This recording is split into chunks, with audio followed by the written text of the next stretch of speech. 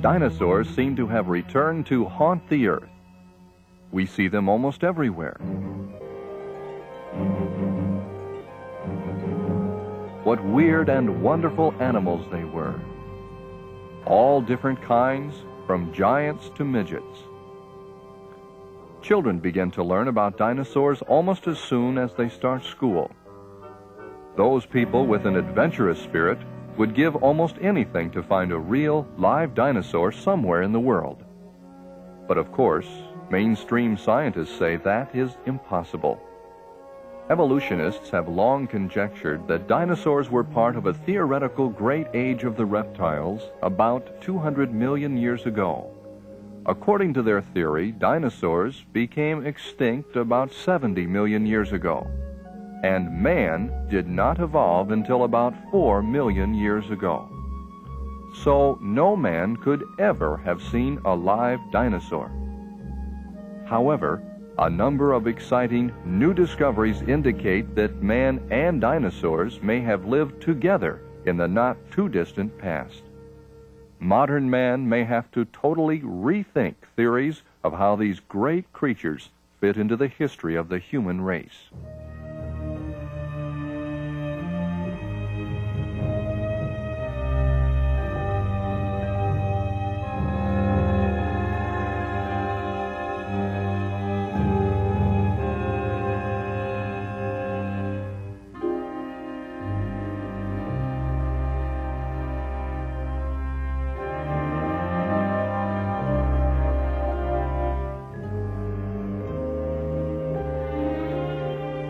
For thousands of years, ancient peoples have drawn the animals that they have seen and hunted.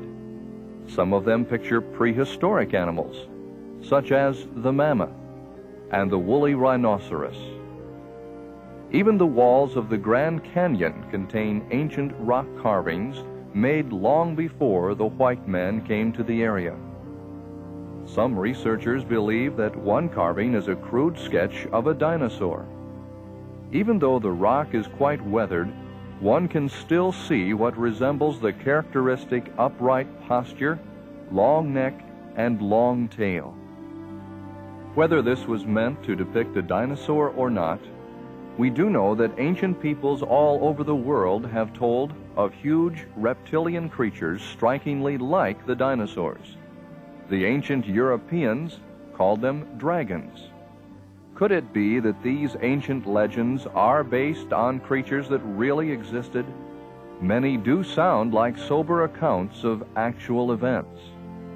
There are a number of stories in the mythology of ancient Sumer that date back to at least 3000 BC.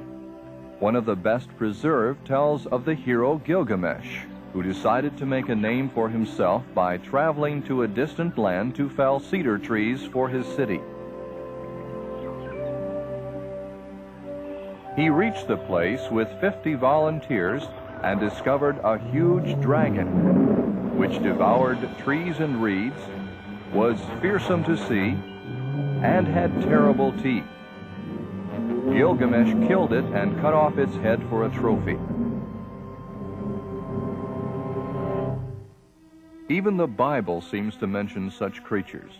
Few people realize it, but in the book of Job there is an accurate description of a dinosaur. In Job 40 we read, "Behold now Behemoth, which I made with thee. He eateth grass as an ox. His strength is in his loins. His force is in the muscles of his belly.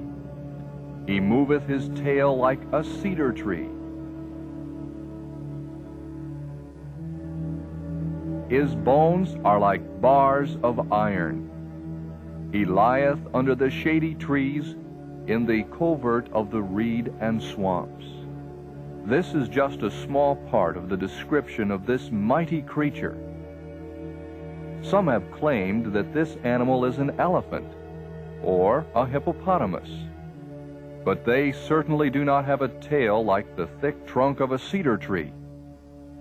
Behemoth is described as the largest and mightiest animal on land, created to show man the awesome power of God.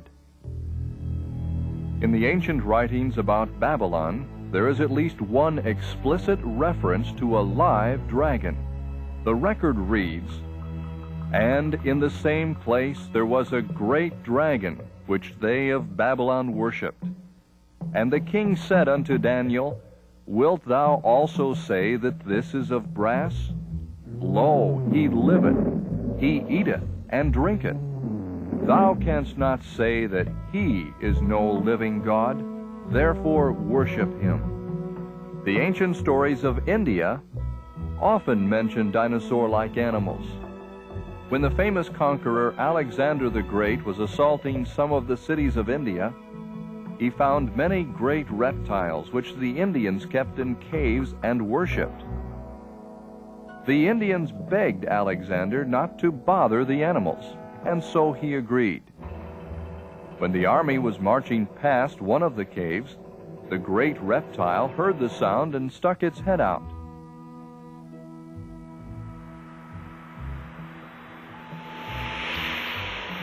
It hissed so loud and emitted such gusts of rage that everyone was terrified. They estimated that it was over 100 feet long. In China, the dragon is the national symbol. Here, too, some of the most ancient artworks of dragons closely resemble some of the known dinosaurs. Ancient Chinese books tell of people using dragon's blood, fat, brains, and saliva for medicine. Today we know that at least some of the dinosaurs reproduced by laying eggs. Likewise, the Chinese believed that dragons laid eggs.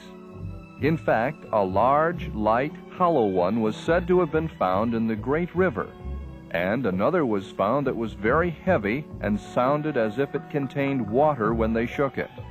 Some ancient books even tell of an early Chinese family that bred dragons, which the emperors used for pulling their chariots on special occasions.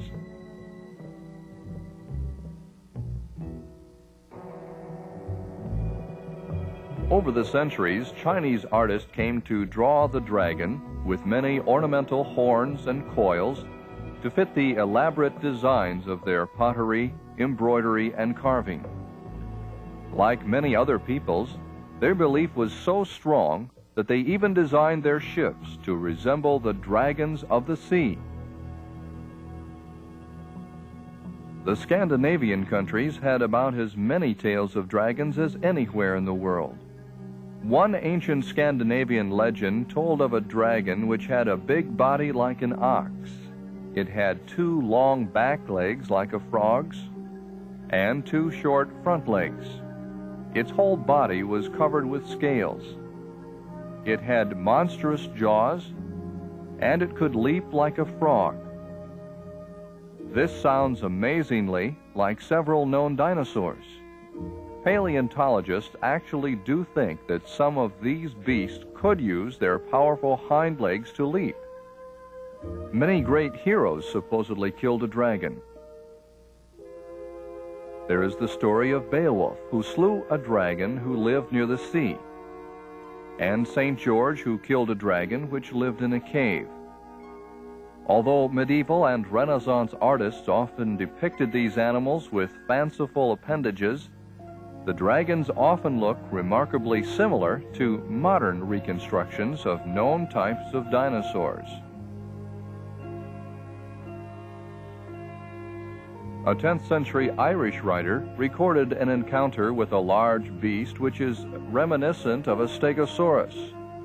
He described it as having iron nails on its tail, which pointed backwards, a head shaped somewhat like a horse's, and thick, hideous legs with iron claws. The city of Nerluc in France was renamed in the honor of the killing of a dragon there. Some of the details of the beast sound similar to the Triceratops, for it was said to have been armed with tusks that were sharp like pointed swords. The body was larger than an ox, and it lay in wait in the river. In the 1500s, a well-known scientific book actually still listed dragons as living but extremely rare animals. Also, a famous scientist of the time, Ulysses Aldrovandus, carefully documented an encounter between one of these nearly extinct reptiles and a peasant named Baptista.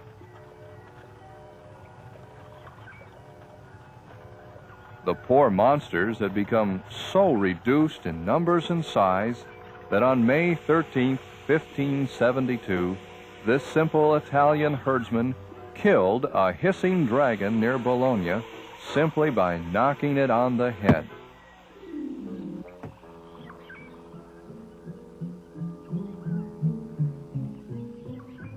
Its description is remarkably similar to the small dinosaur Tanystropheus. Ancient peoples also such as the famous Greek historian and folklore told about flying found to Rampinkus. He correctly described their snake-like and bat-like wings. At the entrance to a narrow gorge, he was shown many piles of bones of those that had been killed. The folklore of the Sioux Indian tribe tells of a party of Sioux warriors who were out hunting during a thunderstorm.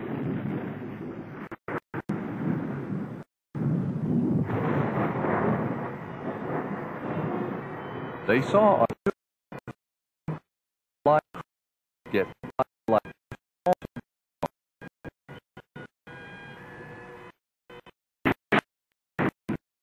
after several days of searching, they found left of the creature.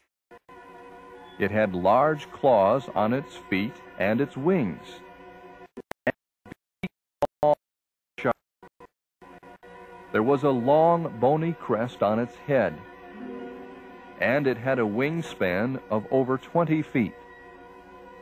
The description perfectly matches the extinct pteranodon. The Indians had never seen a bird like it before. They called it the thunderbird, and it has appeared in Indian tales ever since. Flying reptiles were also reported in Europe in the Anglo-Saxon Chronicle, and an authority reported sighting a flying reptile near Mount Pilatus in Switzerland as late as 1649. Stories are based on some fact, then the typical drawings of dragons we see today may actually be a composite drawing from memories of several types of reptiles. After the animals had become extinct or extremely rare, storytellers would add additional mythological features to make the dragon seem even more marvelous and magical.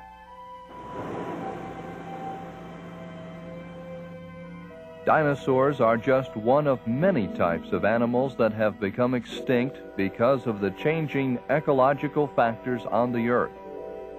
In the last 350 years alone, almost 400 species have disappeared. The great alligators and crocodiles are now rather small and almost extinct. But it was not long ago that they grew to over 20 feet long. They are among the last surviving relatives of the great dinosaurs. There are still some very large reptiles called Komodo dragons on some of the Indonesian islands. They too have been known to grow over 20 feet long and eat deer and pigs. When Marco Polo, the famous explorer, visited the island of Madagascar about 1290 AD, the inhabitants were very sure that some enormous bird lived on the island. But until recently, scientists were sure that it was a myth. In 1967, they discovered it was true after all. They found the bones and eggs of gigantic birds over 10 feet tall. In New Zealand, the remains of even bigger birds were found. They were killed off for meat by the Maoris. In the same way, man may have been responsible for killing off the last of the remaining dinosaurs for meat, and because they were a menace. The world is by no means thoroughly explored. It is true that we know almost all of its geography, but because a country is on the map does not mean that we know all about its inhabitants. Scientists are still discovering new animals every year. Explorers are still venturing into remote areas of the world in hopes of finding a number of puzzling, rarely seen beasts. Aborigines in Australia have reported an animal similar to the dinosaur Struthiomimus. And in northern Rhodesia, there has been reported an animal similar to a Ceratosaurus that attacks elephants and rhinos. And reports of large, unknown animals still come from peoples living near large rainforests.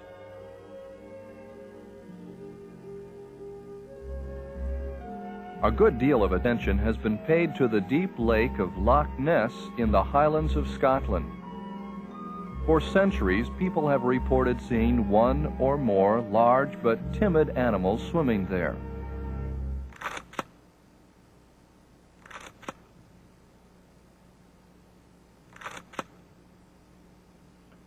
Though people have sometimes been able to take sonar readings and photographs of it, no one has provided clear evidence of just what it is.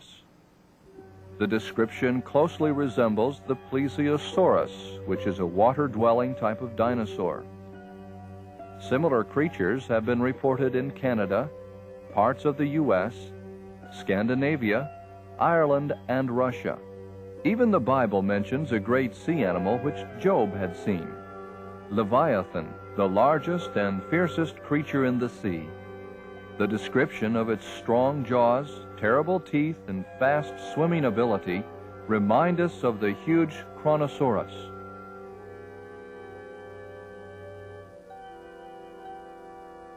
In every part of the world, ships have sent reports of having sighted various types of sea monsters. Some resemble huge eels. Others look very much like the various types of plesiosaurs. Ancient artwork shows that man has been familiar with them for a very long time.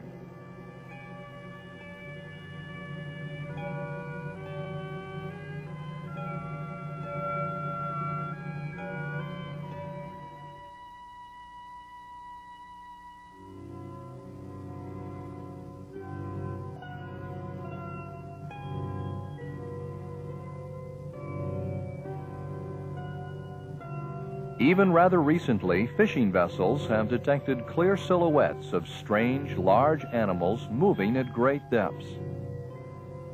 An oceanographic research ship captured an eel larva that was 6 feet long. The adult eel would have been anywhere from 100 to 180 feet long. Regardless of whether there are any types of dinosaurs still living today, we have seen intriguing evidence that dinosaurs have lived at the same time as man in the past, despite the fact that evolutionists dogmatically say it is impossible.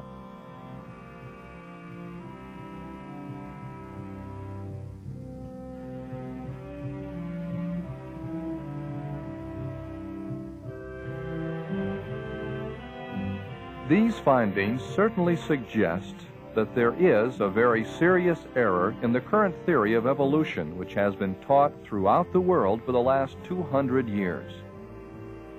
It is hoped that this evidence will spur further scientific research, for a whole new view is needed of the evolutionary theory and the dinosaur's place in history.